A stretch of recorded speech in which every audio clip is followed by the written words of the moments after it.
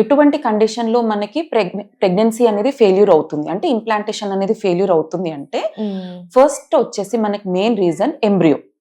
So embryo అనేది అంటే పిండం అన్నమాట. సో పిండం మనం చూసినప్పుడు అది చూడడానికి బాగుందా లేదా క్వాలిటీ వైజ్ మనం చెప్పడానికి వస్తుంది, కానీ బేబీ లోపల మనకి జెనెటిక్ కెపాసిటీ ఎలా ఉంది అనేది మనం ఫైండ్ అవుట్ చేయడానికి రాదు జనరల్ గా, అన్లెస్ అండ్ అంటే మనం జెనెటిక్ టెస్టింగ్ చేపిస్తే తప్పితే. సో ఒక్కొక్కసారి మనకి అది అన్హెల్దీ బేబీ ఉంది అనుకోండి, బేబీ అనేది మనకి యూట్రస్ లో గర్భసంచిలో ఇంప్లాంట్ అవ్వదు.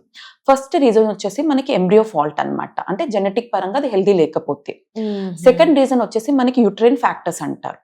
అంటే ఏంటి, గర్భసంచిలో మనకి ఏదైనా ప్రాబ్లం ఉన్నప్పుడు, లైక్ ఫైబ్రాయిడ్స్ ఉన్నా, పాలిప్స్ ఉన్నా, ఎండోమెట్రియోసిస్ అనే కండిషన్ ఉన్నా, లేదా అడినోమయోసిస్ అనే కండిషన్ ఉన్నా, లేదా గర్భసంచి లోపల పొర ఉన్నా, లేదా లోపల అతుకులు ఫామ్ అయినా కూడా, ఒక్కోసారి ఏదైనా ఎండోమెట్రైటిస్ అంటారు are endometrial infection.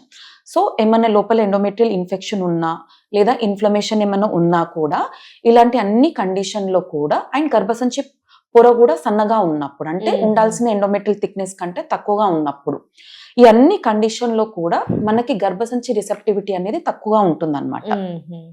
So receptivity అనేది తగ్గినప్పుడు ఆటోమేటిక్ గా మనకి ఇంప్లాంటేషన్ ఫెయిల్ అయ్యే ఛాన్సెస్ అనేది కూడా ఉంటుంది.